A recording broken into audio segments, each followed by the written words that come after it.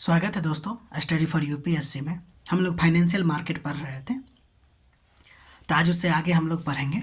हम लोगों ने कैपिटल मार्केट के इंस्ट्रूमेंट के बारे में पढ़ा था और उसमें पहला आपको बताया था इनिशियल शेयर के माने कि इक्विटी शेयर के बारे में, और दूसरा आपको बताया गया था प्रेफरेंस शेयर के बारे में। ठीक है, अभी हम लोग तीसरा देखेंगे जिसको कहते हैं आईपीओ। तो आज आप आईपीओ के बारे में भी समझिएगा कि क्या होता है, फिर एफपीओ क्या होता है, ये सब देखेंगे। तो देखिए ये सब क्या है, फाइनेंशियल मार्केट में जो कैपिटल मार्केट है उसके इंस्ट्रूमेंट की बात करते हैं। तो आईपीओ का पहले फुल फॉर्म देख लीजिए कि ये इनिशियल पब्लिक ऑफर होता है। मतलब कि जब कोई प्राइवेट कंपनी, देखिए आईपीओ जारी करने से पहले वो प्राइवेट होता है, जैसे ही आईपीओ जारी कर देता है तो वो आपको पब्लिक कंपनी हो जाता है। तो जब कोई प्राइवेट कंपनी पहली बार आम लोगों को अपना शेयर बेचती है उसे आईपीओ कहते हैं। ठीक, आईपीओ का मतलब सिंपल होता है, कोई नया कंपनी बनी थी और वो अपना शेयर लोगों को जारी किया। ठीक, तो वो आईपीओ होगा। तो आईपीओ क्यों लाती है? तो आईपीओ जो लाती है उसके पीछे कारण ये है कि बिजनेस बढ़ाने के लिए पैसा मतलब बिजनेस बढ़ाना है उसको तो पैसा चाहिए, इसके लिए आईपीओ लाता है। कोई कर्ज चुकाना होगा उसके लिए भी आईपीओ ला सकता है, या कंपनी को पब्लिक कंपनी बनाने के लिए, प्राइवेट से पब्लिक कंपनी बनाने के लिए जो लाया जाता है वो भी आपको आईपीओ के अंतर्गत ही हो सकता है। ठीक है, अब देखिए तो आईपीओ क्यों लाया जाता है ये भी आप देख लिए, और आईपीओ क्या होता है वो भी आप देख लिए, बहुत साधारण परिभाषा में और सिंपल में। आईपीओ में एक्चुअली में होता क्या है कि कंपनी अपना इक्विटी शेयर, ये आपको बता चुके हैं, जनता को ऑफर करती है और लोग इसके शेयर को खरीदता है।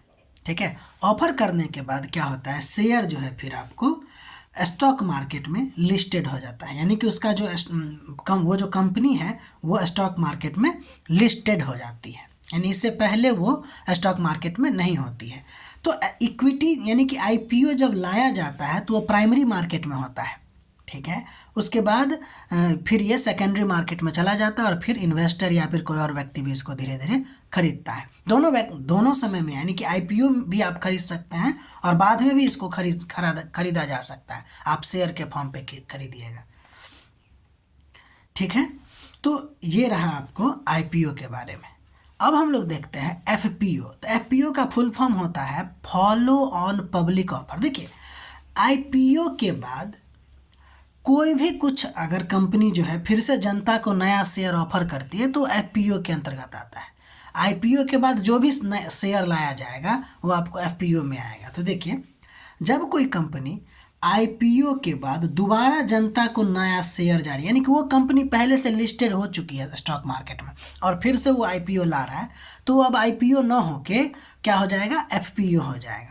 ठीक है, आईपीओ हम यूज कब करते हैं, जब कंपनी स्टॉक मार्केट में लिस्टेड नहीं हो और वो पहली बार पैसा क्या कर रहा है, जनता के सामने में ऑफर कर रहा है, यानी पहली बार अपना शेयर ऑफर कर रहा है। अगर दूसरी बार करे, लिस्टेड हो और दूसरी बार करे तो एफपीओ होगा। ठीक, उम्मीद है समझ गए होंगे। हम थोड़ा बहुत अंतर देख लेते हैं इसमें।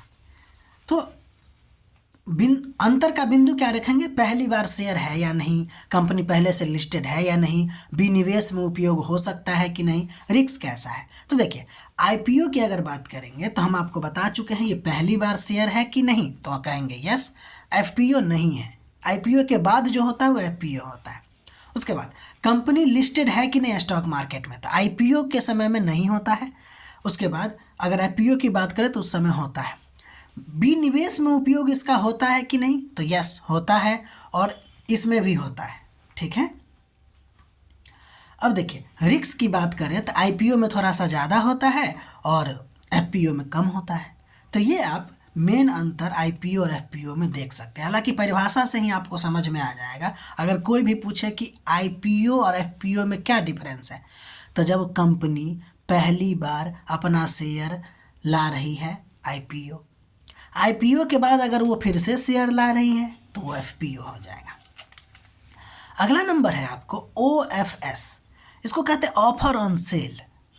देखिए ये सब भी कंपनी को पैसा उगाही करने का तरीका ही तो है। हम लोग तभी से यानी कि मनी मार्केट और कैपिटल मार्केट में जो इंस्ट्रूमेंट देख रहे हैं वो सब क्या है, पैसा जमा करने का ही तो तरीका है। कंपनी पैसा कैसे कैसे जमा करता है अपने पास या कैसे कैसे लाता है पैसा। तो उसी तरह OFS जो है वह भी एक तरीका है जिसमें पहले से लिस्टेड कंपनी होगा में प्रमोटर या सरकार अपना जो शेयर होगा वो क्या करेगा, स्टॉक मार्केट में सीधे बेचता है। ठीक है, ध्यान दीजिएगा। FPO में क्या होता है कि कोई प्रमोटर होगा या सरकार होगी, अपना शेयर जो होगा वो क्या करेगा, स्टॉक मार्केट में बेच देगा। ठीक है, उसी को हम लोग क्या कहते हैं, OFS कहते हैं। और ये फास्ट प्रोसेस होता है, यानी कि एक ही दिन का होता है, ओवरनाइट होता है। ठीक है, अगला नंबर हम लोग देखते हैं प्राइवेट प्लेसमेंट। प्राइवेट प्लेसमेंट भी एक तरीका है जिसमें कंपनी क्या करता है, शेयर और बॉन्ड जो है आम जनता को नहीं बल्कि चुने हुए निवेशकों को सीधे बेच देती है। मतलब क्या है कि देखिए, अब कंपनी को बहुत जल्दी में पैसा चाहिए होता है तो वो क्या करेगा, आम जनता वाला में प्रोसेस ज़्यादा हो जाएगा, IPO FPO जैसे टर्म, मतलब कि IPO FPO जैसे बातों में शामिल होना होगा उसको। इससे अच्छा वो क्या करता है, कुछ इन्वेस्टर को चुन लेते हैं और उसी को कहते हैं कि हम आपको अपना शेयर या फिर बॉन्ड आपको देते हैं और आप खरीद लीजिए। यानी कि प्राइवेट प्लेसमेंट में कंपनी खुद तय करता है कि हम किसको देंगे और इसमें आम जनता शामिल नहीं होता। इसको क्या कहते हैं, प्राइवेट प्लेसमेंट कहते हैं। ठीक है, प्राइवेट प्लेसमेंट ये भी पैसा, मतलब कि मार्केट में कंपनी अपने पास पैसा लाने का एक तरीका है ये। इसके बाद एक और है QIP।